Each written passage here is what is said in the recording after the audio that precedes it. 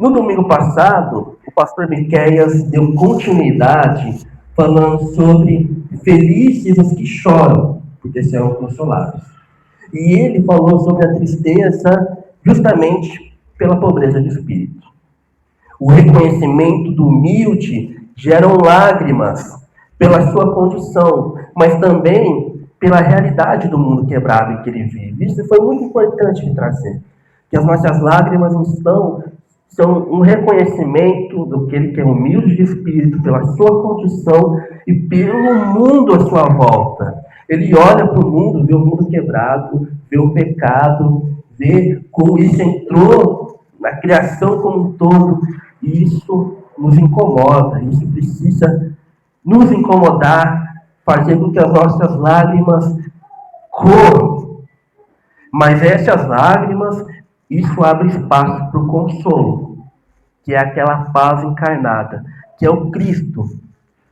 E é importante lembrar que o próprio Cristo, diante desse consolo, ele nos deixou o Consolador, o Espírito Santo, para nos lembrar o que ele ensinou. E para não nos deixar órfãos, mas para que nós tenhamos paz de fato.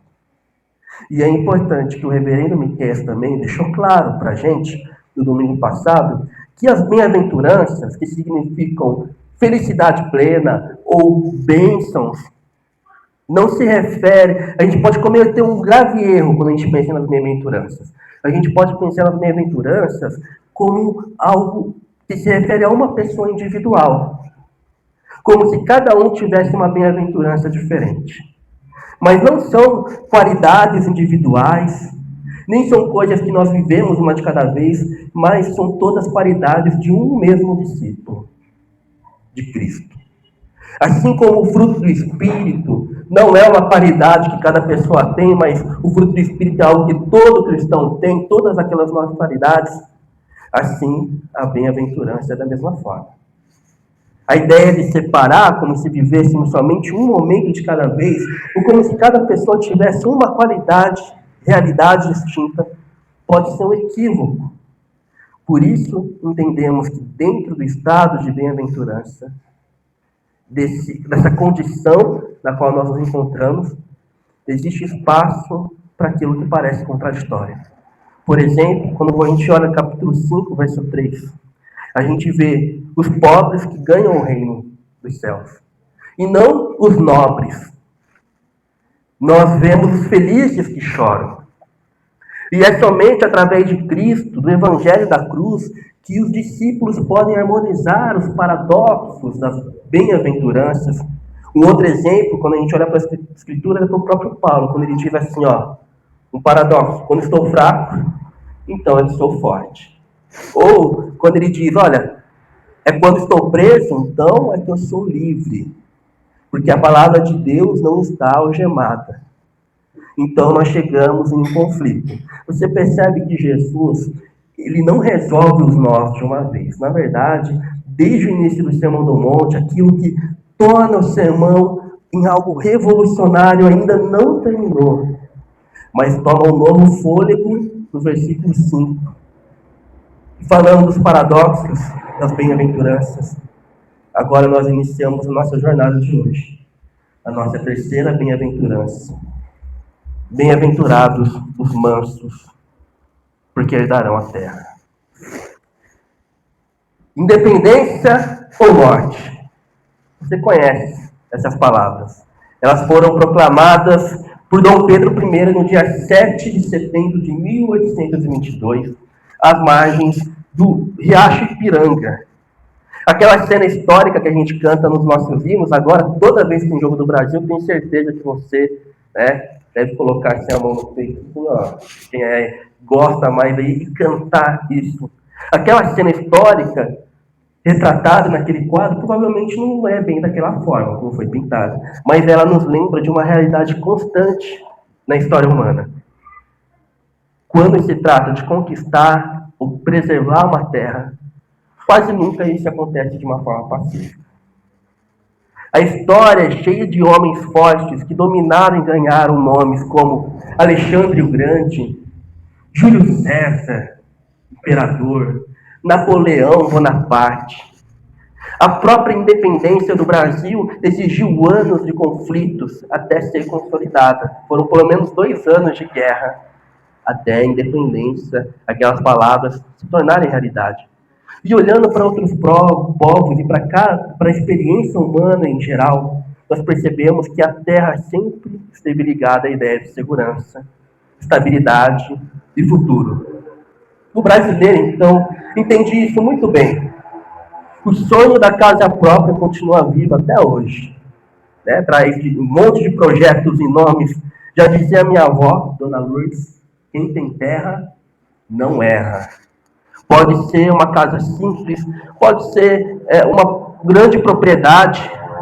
O importante é ter um lugar que você possa chamar de seu, que você possa viver. Um lugar construído com esforço, conquistado com trabalho e preservado com cuidado. Para Israel, essa questão era ainda mais profunda. A terra, ela representava a herança prometida pelo próprio Deus.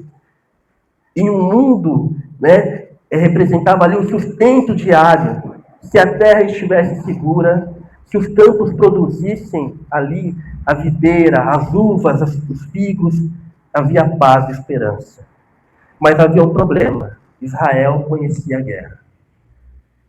Conhecia invasões, exílios, ameaças e disputas constantes. E em um mundo assim, a lógica parece óbvia. Sobrevivem os fortes, vencem os violentos e herdam a terra aqueles que impõem sua força. E é exatamente nesse contexto que as palavras de Jesus no Sermão do Monte soam surpreendentes. Mateus 5, versículo 5 vai dizer: Bem-aventurados os mansos, porque herdarão a terra. Jesus sabia muito bem com quem estava falando. E o contraste que aquelas palavras traziam, provocavam, ao dizer, bem-aventurados os mansos, porque herdarão a terra. Ele está aqui ecoando diretamente o Salmo 37, 11, que diz, mas os mansos herdarão a terra e se deleitarão na abundância de paz.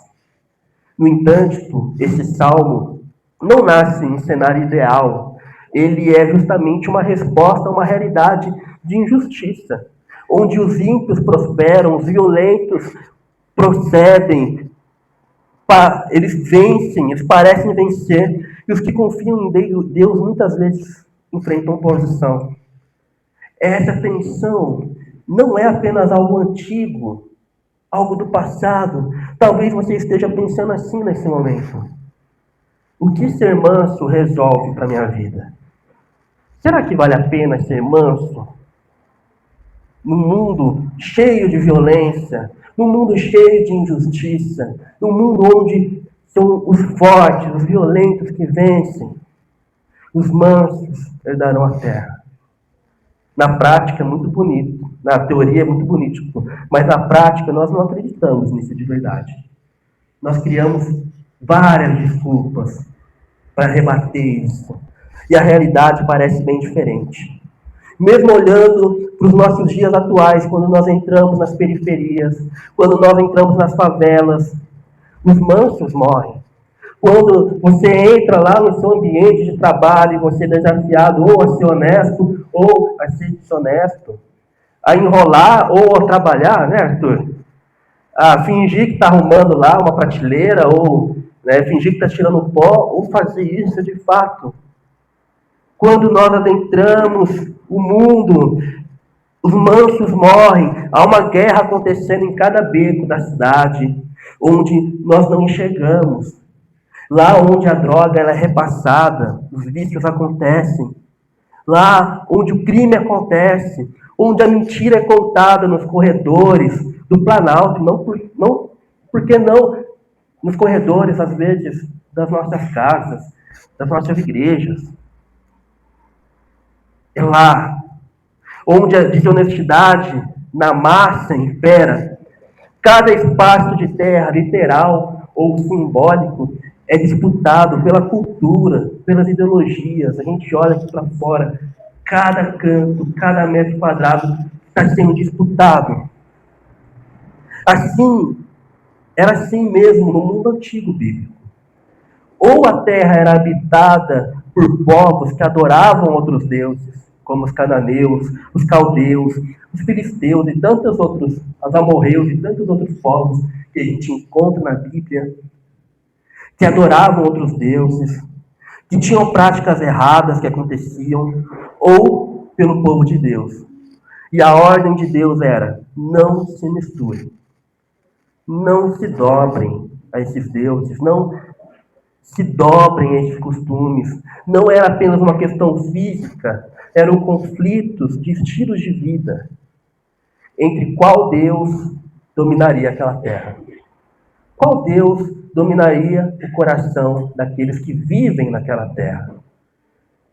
E uma animosidade real. Ser manso para alguns poderia significar somente aceitar aquilo que o império fazia e se aliar a ele para não sofrer. Mas, do outro lado, havia no coração dos judeus aquela expectativa pelo Messias que iria literalmente com força chegar para libertá-los de Roma. Inclusive, alguns pegavam espadas, os chamados zelotes, né? Se preparavam para a guerra, pois quando o Messias deles chegasse, eles então estariam prontos para lutar, para guerrear. Porém, o Messias que eles tanto esperavam ver, libertá-los da boca do próprio Messias, que eles esperavam ver com força, com cavalo, com exército, da boca deles sai um outro convite. E o convite é: os mansos herdarão a terra. Imagina o choque de tudo isso dentro dessa realidade, do que eles esperavam, do que eles ansiavam, do que eles achavam que deveria ser, e aí o Messias chega e diz o contrário. Jesus, ele não se preocupava em agradar ninguém. Para os conformados, ele era ousado demais. Para os radicais, ele era manso demais, calmo demais, da paz. Mas quando pegava o chicote, aí ele era violento. E é a partir disso que nós precisamos refletir, então, sobre duas perguntas. O que e quem são os mansos? E como os mansos eram na terra em um mundo onde os fortes parecem dominar? Parece que são essas perguntas principais que emergem dentro desse tema. Essas as perguntas que permeiam o nosso sermão de hoje sobre o tema, o paradoxo da mansidão e a herança da graça. E a primeira coisa que a gente aprende aqui é que a mansidão não é fraqueza. O adjetivo aqui usado lá no grego, né, praus, que é traduzido como manso, também se refere a alguém meigo, suave, gentil, alguém atencioso, alguém cortês, alguém humilde, alguém, isso aqui foi o que mais me chamou a atenção, alguém que sabe se controlar. Como tem andado o seu autocontrole?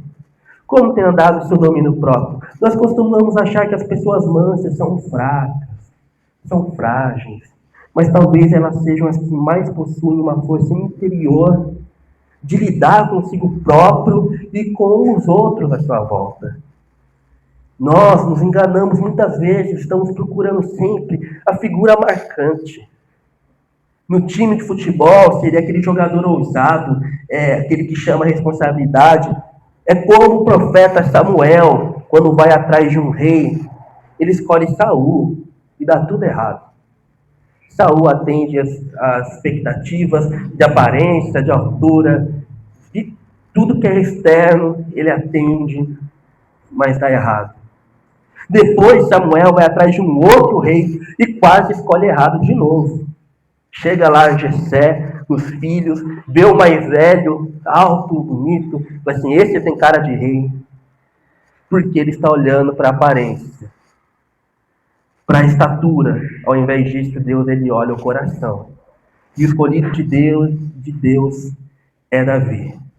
Lá em 1 Samuel capítulo 16, verso 12, diz que Davi tinha uma boa aparência. E essa expressão lá no hebraico, dizer que ele tinha uma boa aparência, não se trata de uma boa aparência física somente, mas de algo interior. Algumas versões vão falar que Davi tinha uma aparência gentil. Então, é algo interior, ele tinha algo agradável, amável, um aspecto gentil, era enxergado em Davi. Davi, a gente sabe que homem de guerra ele era, quando precisava ir para a batalha. Ser manso não é aceitar tudo, mas é saber como agir e como reagir. Os mansos estão entre os que choram e aqueles que têm fome e sede de justiça, aqui no nosso texto do Sermão do Monte. E o Dr. Martin Lloyd Jones vai dizer que os mansos são as pessoas com atitude humilde e gentil para com os outros, porque eles conseguem se reconhecer diante de Deus como pobres em espírito. Eles veem a sua condição, mas também se reconhecem diante das outras pessoas. Você vai descobrir se você é humilde, se você é manso ou não, quando diante de Deus você se reconhece como pecador, mas quando alguém te acusa daquilo que você já disse diante de Deus, você aceita ou você se ofende? E aí? Esse é o momento que nós descobrimos se somos mansos. Diante de Deus você levanta sua mão e diz: Senhor, eu sou pecador, eu sou mentiroso, eu sou desonesto. Mas quando alguém fala isso para você, como você fica? Você fica nervosinho, você fica ansioso, como diz o Arthur, né? Como você fica? Se você reconheceu isso diante de Deus, o manso é aquele que sabe quem ele é diante de Deus, mas que não se ofende quando alguém vem, o acusa e fala: você é isso, isso e isso. Nós preferimos condenar a nós mesmos do que permitir que outra pessoa nos condene. E aí o Dr. Martin vai dizer novamente o seguinte: o homem verdadeiramente manso é aquele que fica pasmo ante o fato de Deus e os homens poderem pensar dele tão bem quanto pensam, e de que o tratem tão bem. Isto torna gentil, humilde, sensível, paciente em todos os relacionamentos com os outros. Esse é o manso, o verdadeiro manso. Aquele que você pode fazer os melhores elogios para ele, ele vai pensar: meu Deus, não sou eu esse aí não. Se soubesse, se fulana, ciclano soubesse que passa aqui dentro, que passa aqui no coração, eles não diriam isso. Ô Senhor, o Senhor está me abençoando, o Senhor está me colocando aqui, talvez num lugar de destaque, mas para que tudo isso? Eu não sou isso tudo. O Senhor conhece meu coração, o Senhor sabe. Esse é o manso, o verdadeiramente manso. Aquele que fica espantado diante de receber alguma graça, alguma misericórdia, alguma bênção de Deus e algo dos homens, porque ele sabe quem ele é. Você percebe como é difícil ser manso? É muito mais fácil você ser violento. É muito mais fácil você revidar igual ou pior. Imagine agora um lutador profissional de MMA. Imagina o Popó. Popó eu não vou mexer com ele, porque eu sei que ele é capaz de aceitar o desafio, né? Mas imagine um homem forte, um lutador profissional, em que ele está sendo provocado por uma pessoa normal.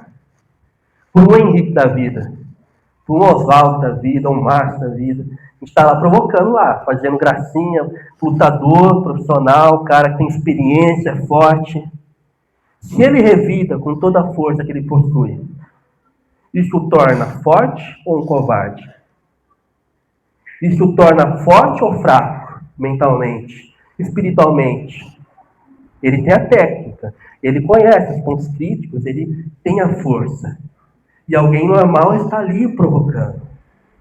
Se você entendeu esse exemplo com pessoas como nós, então pense agora da perspectiva de Jesus, do próprio Deus. E perceba como ele tem sido manso para conosco. Sabe o homem que provocou o lutador? Você deve achar que ele é louco. Mas nós somos ainda mais, porque somos criaturas que provocam o Criador. O ser imortal. Seres mortais, finitos, limitados, que provocam a todo momento aquele que é eterno, aquele que é santo, aquele que é perfeito. Nós fazemos isso com Deus a todo momento. Mas ele mostra a sua mansidão para conosco. O pecador provoca o puro, o santo. E quantas vezes nós tentamos o Senhor e Ele não retribui com tudo que poderia? Não é à toa que Jesus disse para aprender com Ele, pois Ele é manso e humilde de coração, lá em Mateus 11, 28.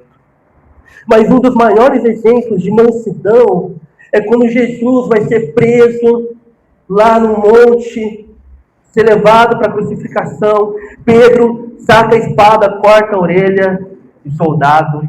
Jesus vai lá, cura a orelha daquele soldado e diz para ele: coloque a espada de volta no lugar. Pois todos que lançam mão da espada, a espada perecerão. Ou você acha que não posso pedir a meu Pai e Ele me mandaria neste momento mais de 12 legiões de anjos? Depois você pesquisa aí, quanto que é uma legião? Agora me fugiu. Não sei se é 12 mil, alguém lembra aí? 12 mil? Então você multiplica 12 mil vezes 12. Aí você vai descobrir quantos anjos Deus poderia ter enviado. Esse é o maior exemplo de mansidão.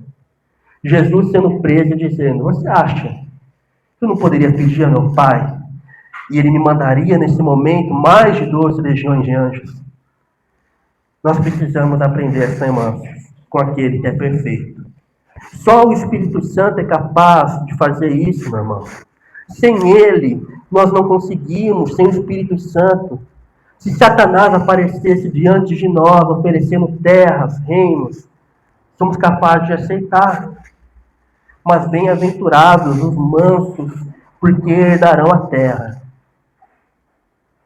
Bem-aventurado o manso, que não aplaca, não nos aplaca na hora, mas tem misericórdia.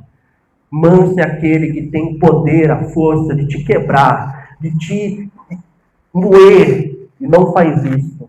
Não porque ele não tem capacidade, mas porque ele tem, mas ele se controla. O que nos leva, então, à segunda pergunta: como os mansos herdam a terra em um mundo onde os fortes parecem dominar? Como já citamos, aqui a gente vai ver a subversão da lógica de posse. A lógica do mundo é a posse pela força. E um grande problema é que nós confundimos herdar com tomar. A gente acha que é a mesma coisa. A gente teve uma experiência na família de uma herança, de umas casas que a minha mãe recebeu, e a cuidadora, que era da minha bisavó, e a cuidadora da minha bisavó tentou tomar para ela, né? Fez toda uma maracutaia, pegou a digital da minha bisavó, fez um outro testamento, né? E ganhou a primeira instância lá com a minha mãe. Mas passou uma semana, a mulher teve um ataque cardíaco lá, morreu. E a gente ganhou a segunda instância depois. E ninguém mais na família quis procurar. A gente confunde herdar com tomar. A gente acha hoje no nosso mundo que é a mesma coisa. E não é. Herdarão a terra. Quantas histórias na Bíblia onde Israel venceu batalhas sem nem precisar lutar diante de inimigos muito maiores e muito mais fortes, diante de gigantes, diante de exércitos muito melhores, diante de muralhas que foram derrubadas e eles nem precisaram. Eles estavam preparados para a batalha, estavam com as armas, estavam preparados se precisassem lutar. Mas quantos exemplos nós não enxergamos aqui? Onde Deus deu a vitória, onde Deus, tudo foi dele. Ele que deu. Pensamos que os mansos serão ignorados, tímidos, covardes. Mas o discípulo de Cristo, através da mansidão, ele é da terra. Pois tudo é nosso se somos de Cristo. Porque tudo é dele. Porque dele, por ele, para ele, são todas as coisas. Então, diante da cruz, a gente entende que esse lugar, essa terra, não é uma casa própria, não é o nosso carro, não é as melhores condições que a gente poderia ter. A gente não precisa tomar porque a gente é herdeiro. E tem uma ilustração que vai nos contar que uma família inteira se reuniu na sala do advogado para a leitura do testamento de um senhor que havia falecido. Os filhos, os netos ouviam atentos à divisão dos bens comuns que eles já conheciam, as casas, os carros, né? Estavam ali para ouvir a divisão. Tudo parecia previsível, até que o advogado faz uma pausa, ele ajusta os óculos e tira um envelope. E ele abre esse envelope lacrado e existe uma última cláusula. O advogado diz que havia uma conta bancária que nenhum deles conhecia. Ele revela o extrato, uma quantia impressionante, uma verdadeira fortuna em dinheiro. E o advogado então lê os detalhes daquele documento, daquela conta. A data do primeiro depósito era de décadas atrás. Aquele senhor tinha guardado e blindado aquele valor muito antes dos próprios filhos nascerem e dos próprios netos. Nenhum dos que estavam sentados naquela sala havia trabalhado por um único centavo daquele montante. Ninguém ali tinha suado para construir aquela segurança. Eles não mereciam mais ou menos por aquilo. Eles simplesmente não participaram do processo. Tudo o que precisavam fazer era assinar o documento. A herança já foi entregue a eles de graça, pelo simples fato de carregarem o nome e o sangue daquele pai. Foi um ato de pura graça. E essa é a herança que Deus tem para nós, a salvação. É a graça de poder fazer parte da família de Deus.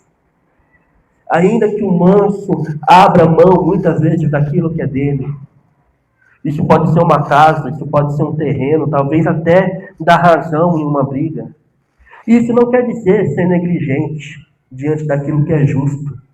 Mas sabe que quando tudo dá errado, é isso mesmo?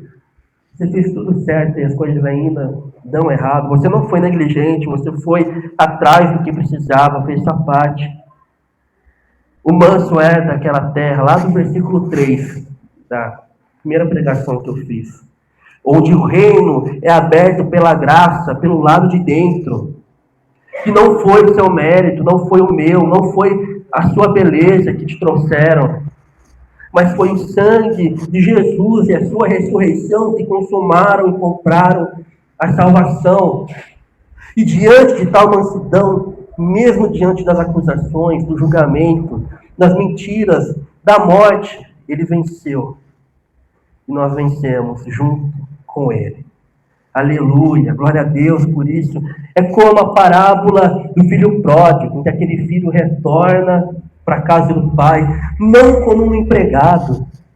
Ele pensa nisso, né? Eu vou lá trabalhar com meu pai, porque eu sei que os empregados são bem tratados, mas ele volta como um herdeiro. É tratado como herdeiro. Ou aquele filho dentro de casa, insatisfeito, onde o pai olha para ele e diz: não fique bravo. O que é meu é seu. Algo herdado não é algo tomado, conquistado por nós pela violência. Foi justamente a vontade de outro para conosco. Spurgeon disse que as bem-aventuranças são os estatutos do rei. E aqui nessa lista, aqui, no capítulo 5, que vai até o capítulo 7, mas as bem-aventuranças principalmente, essa lista, Jesus está mostrando o perfil daqueles que são colocados no reino dos céus.